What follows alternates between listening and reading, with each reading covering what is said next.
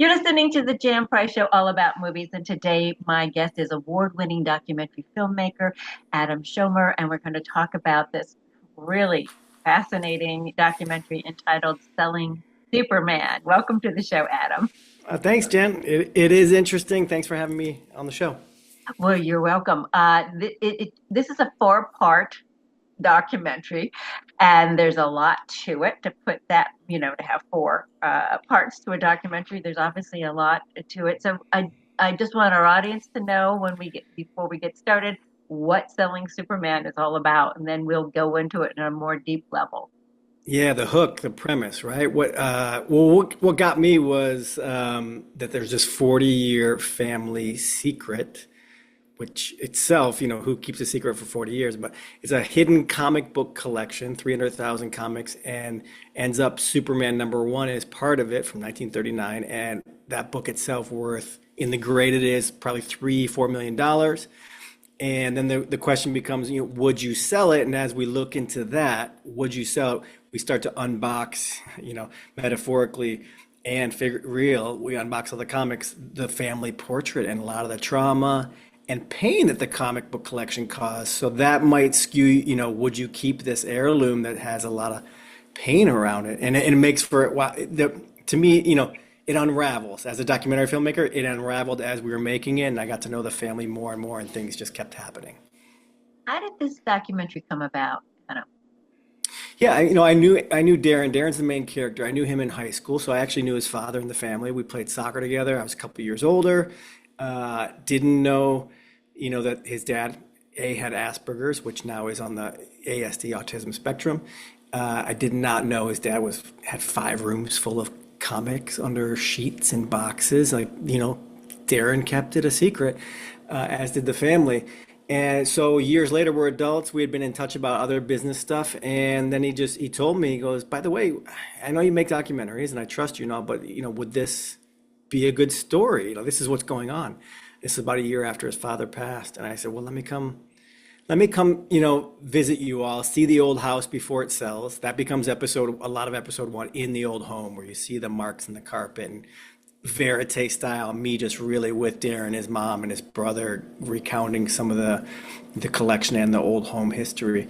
Yeah, and so once I saw them on camera and experienced it for myself, the old house and the level of hoarding, I was like, wow, this is something else, and it just fascinated me. Maybe like your audience, like how can a comic book be $3 million? How did we get to that point in life?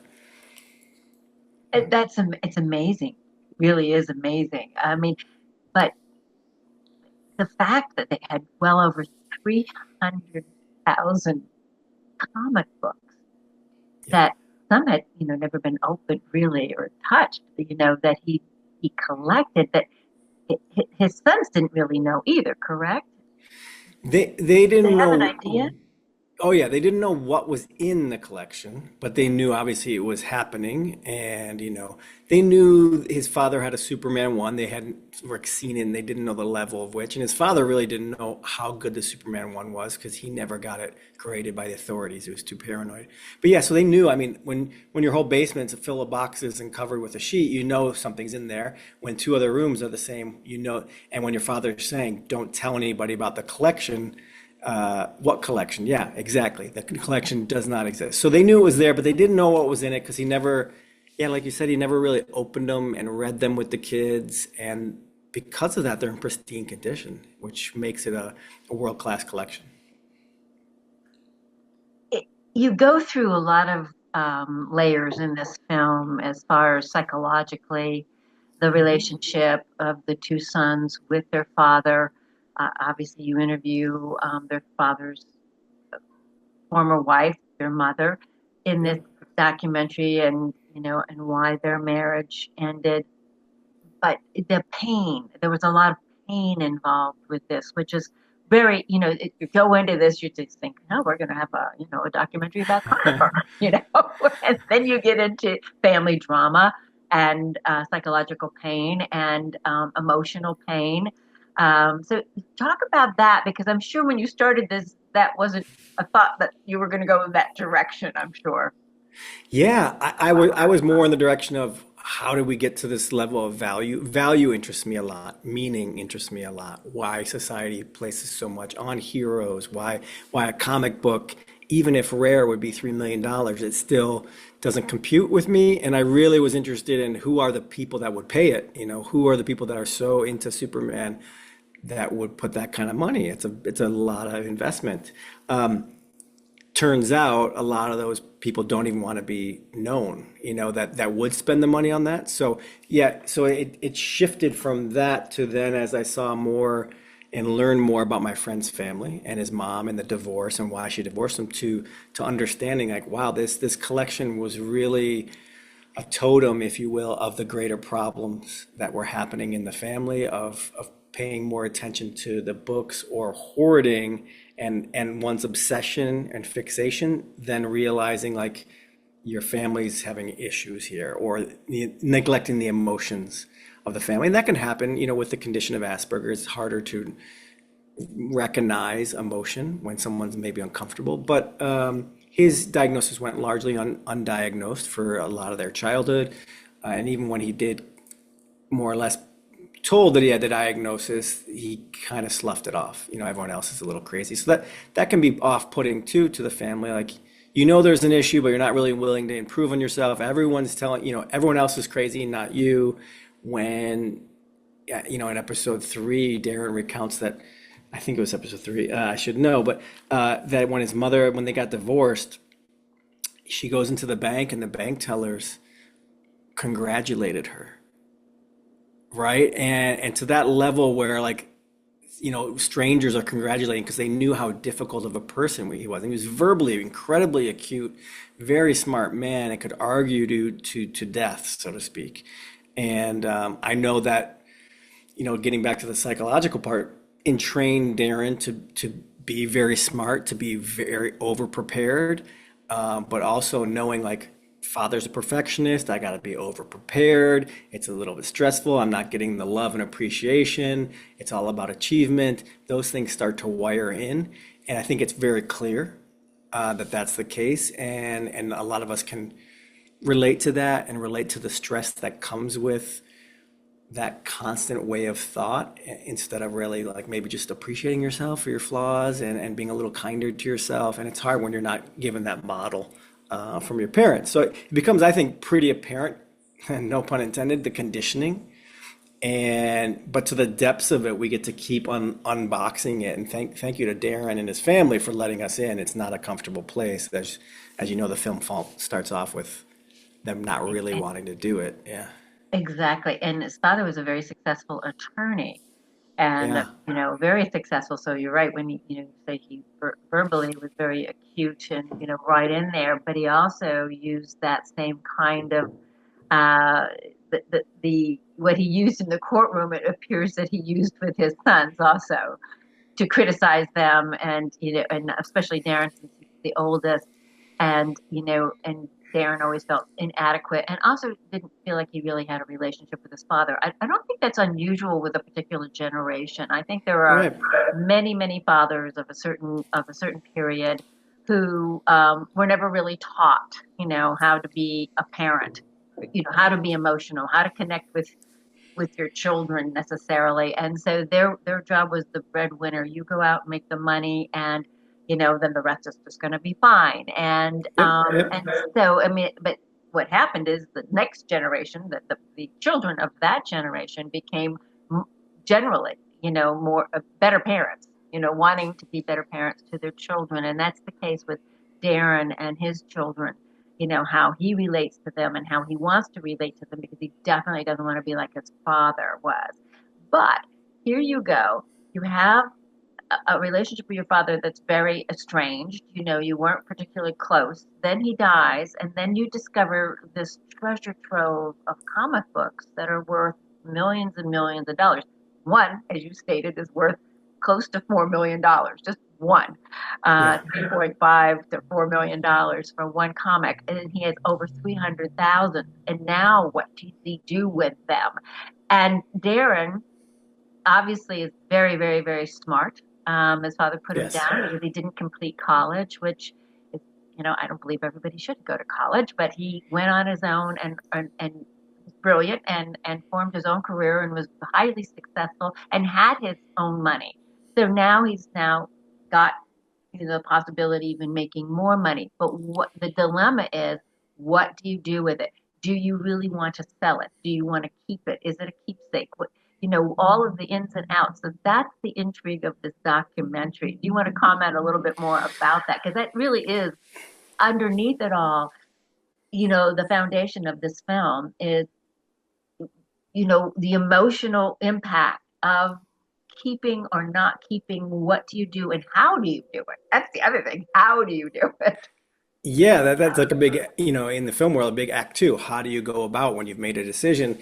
But yeah, it's much more interesting than a lottery or treasure documentary, or even like a spelling bee leading up to the end of, all the characters coming together. This is has more depth and conflict to it, because it is a gray space. It is a family heirloom. Okay. Most of us, we'd be like, yeah, sell it, use it for something you love. Okay, cool. Me too. Yeah, and in fact, but then it's like, oh, it's my father's favorite character, and it's something my father obsessed on. Okay, it's a family heirloom. All right, and it's a pop culture heirloom, and this is the top three in the world of Superman number ones. This is crazy that it fell in my lap as a documentary filmmaker. It's my friend. And then you go, but that same heirloom is the source of so much pain. Why would you want to keep that around you? And then the heroic, I would, or the stronger, more challenging thing to do is to, well, can I rewrite that story?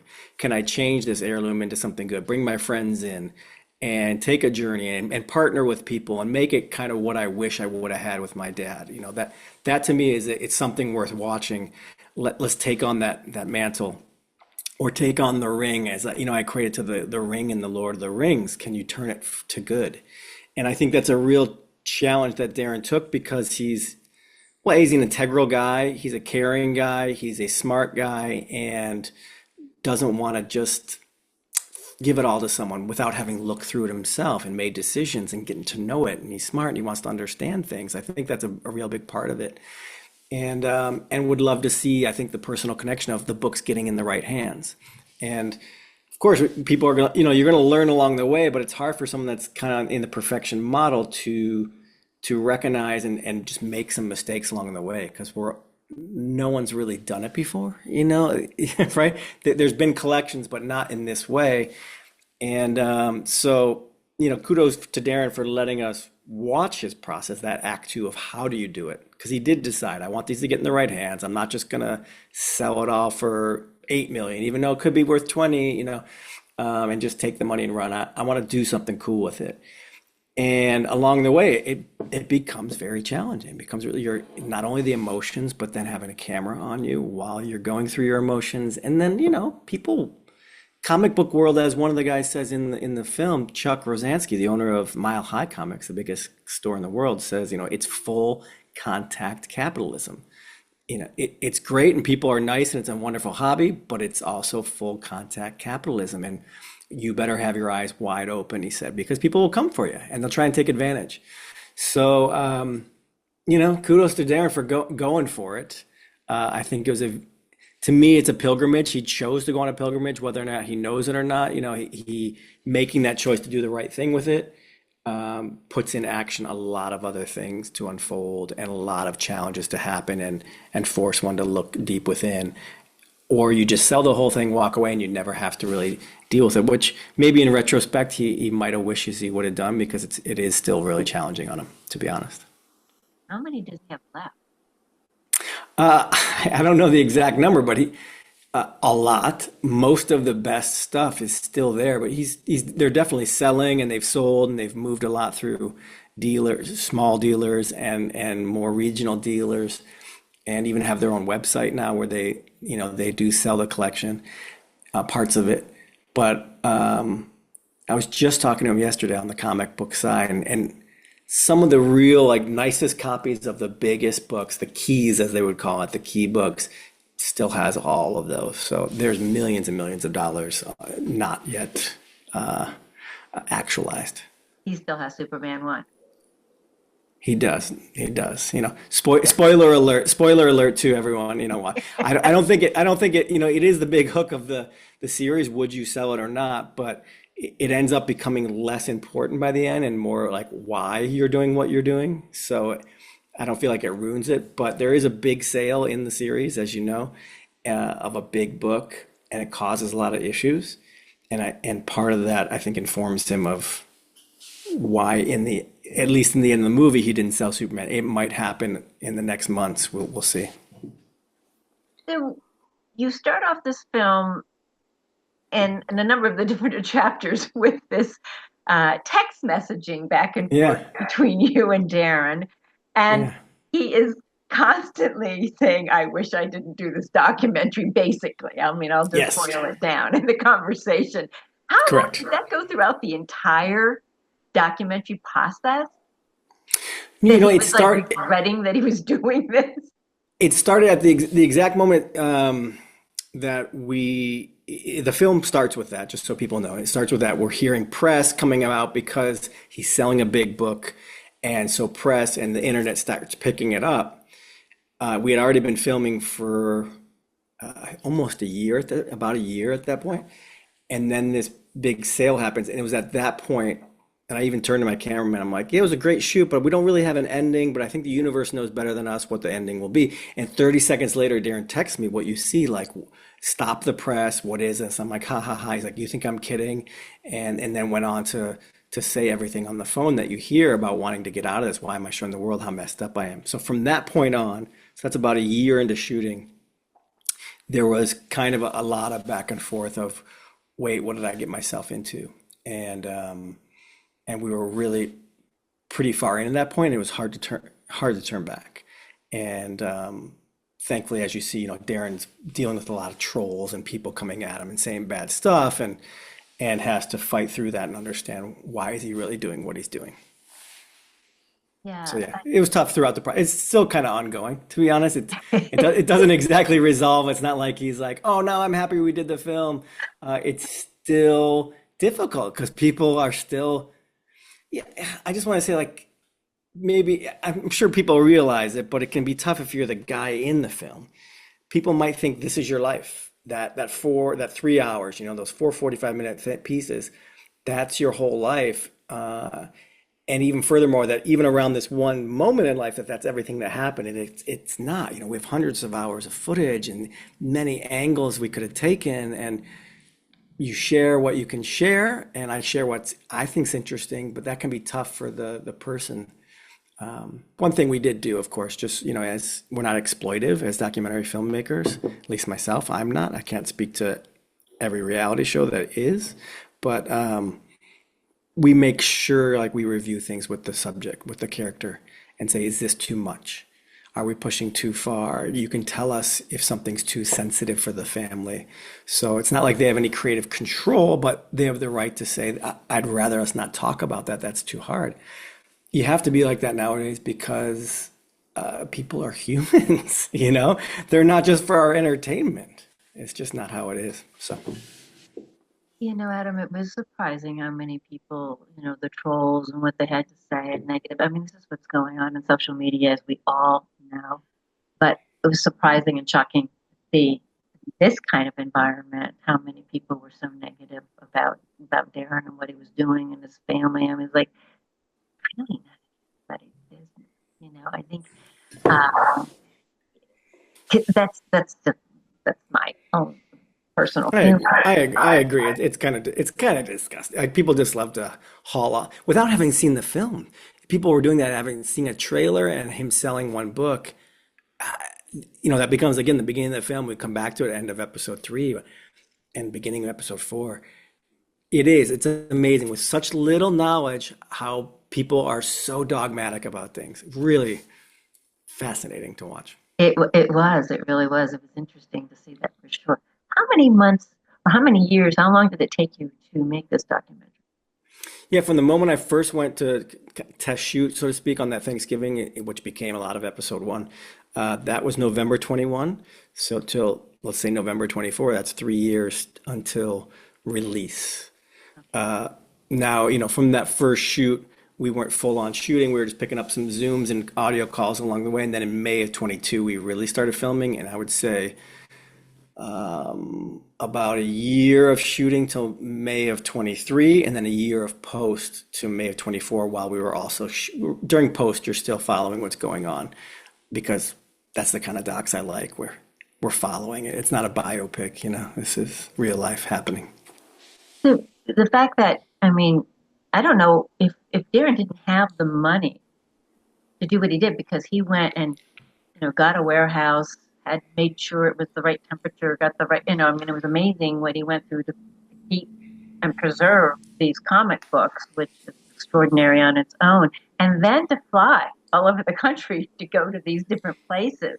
I mean, if you didn't have any money, you wouldn't be able to do any of that, and to get these is it accredited? They go through this whole process to, credit, give them a number of Yeah, accreditation yeah, and grade them. They call it grading. grade them, and to be able to do that, and he flew down there a few times too to have these books graded. So that's something that's pretty amazing, also. But the fact that what I loved about this is he brought in his friends that he's had from kindergarten, one of them, and many other Yeah. friends. That he brought these people that he have been deep, caring friends throughout his life, who knew his father, knew his mother, knew all about this. But he brought them all in and gave them jobs and got them involved. But also when he goes to Comic-Con and is deciding which dealers he wants to work with, my heart just opened up so much when he went to that young man. And why don't you expound on that a little bit? Because I thought that says a whole lot about Darren and his character. So for all of those trolls out there who, want to be negative, look at his heart, because his heart comes through in this film, and that's who he is. So Yes. so let's talk about that. Yeah, I think his heart does come through. His generosity comes through. And like, if I was to maybe even look at Darren when he was born, the heart and generosity and the caringness is there. And then, you pick up some other things from your parents along the way. We all do. We all Yes. do. And we take some life to sort through those and come back to the heart side of ourselves, hopefully. Um, and Darren really has a affinity for the underdog. And, that's apparent. His brother has some special needs. He grew up, helping his brother. He still helps take care of his brother. And so I think when he met Josh in episode 2, the hatchback kid who had a smaller booth and was just really trying to, bootstrap and make a name for himself, he took well to him, and he wanted to partner with him, especially on books of a smaller nature, from 100 to $400. And even that's kind of like, the fact that a book is $400 is still amazing. But Yes. it brought Josh in and brought his dad in, and the kind of eeriness of that, the fact around his dad. I won't spoil that for people, but there is a coincidence nature to that is very sweet, and especially the father son. The fact that Josh and his dad did the comics together and Darren didn't have that, I think was very sweet for Darren to watch, and maybe also very painful, but I think more sweet than not to be able to see that. And yeah, other like Eric, the artist, who has about 10% of his movement in his hands, but still can draw art, and did some special things for the collection. Uh, yeah, Darren, I think, does a great job of just working with sincere people. Yes. And that's what comes through. It's really a really very fascinating and documentary on so many different levels. And so even if you're not a comic book aficionado, uh, this is more than that. It's a deeper story on so many levels. And again, about, our relationships with our parents and our brothers and our sisters and our friends. It's about all Yeah. of that. So please seek it out. Where is it playing, Adam? It's a lot of places. Yeah, the people can purchase it at Apple, at Amazon Prime, and on Google Play. 4 episodes. You can watch one episode if you want, or you can buy the whole four. I guarantee you, once you're one in, you'll want to keep going. It's structured that way, and you feel quite connected to the family. So yeah, we would appreciate if people go buy it. It's not made by the big streamer, so it's an indie 4-part doc. But everyone that's seen it is like, oh my gosh, this should be there. This is so well made. The storytelling is quite quite gripping. And Darren put himself out there, and like you said, it's it's way beyond comics. I think it's cool for people that aren't in comics to see the underbelly of a subculture and be like, oh wow, this is why collecting means so much to people, and the downsides to it, the addiction side and the upsides, the camaraderie. But then also being able to, yeah, reveal some of the family conditioning and the conflict we all have with choices. And oh, yeah, I can even throw in, a little bit of Nietzsche and philosophy in there Yes, in yes, episode. yes. Yeah. Ubermensch and all of that. Oh, well, Adam, thank you so much for being on the show. I know you have a new documentary called Finding Peace that the title coming out in 2025. I wish we had more time to talk about that, but I'd love to have you back on the show to talk about that. So I look forward to talking about Absolutely. Absolutely. And then Aaron's Law, we're in development for an Aaron's Law documentary as well. We got it. Oh, two of them great, going. great. I would love to have you back on the show for those for sure. Thanks, Jan. All right. Being here. For all of those people who would love to support the Jan Price Show all about movies, you now can make a monetary investment in the show. It's a tax-free investment. And you can go to creativevisions.org and in there, go to the podcast section. You find the Jan Price Show, and you can make your donation there. You can make it. You can make a one-time donation, but you can do it monthly if you'd like. Also, by supporting the Jan Price Show, you are also supporting independent and documentary filmmakers because a portion of the money goes to independent and documentary filmmakers. So it's a win-win for everyone. You get a tax deduction, you're supporting the show, so I can continue to give a voice to independent and documentary filmmakers, Yes. and documentary filmmakers and independent filmmakers can continue. So thank you so much in advance for your support. And Adam, again, thank you so much for being on the show. It was my pleasure. Thanks, Jan. Thanks for doing what you're doing. Thank you.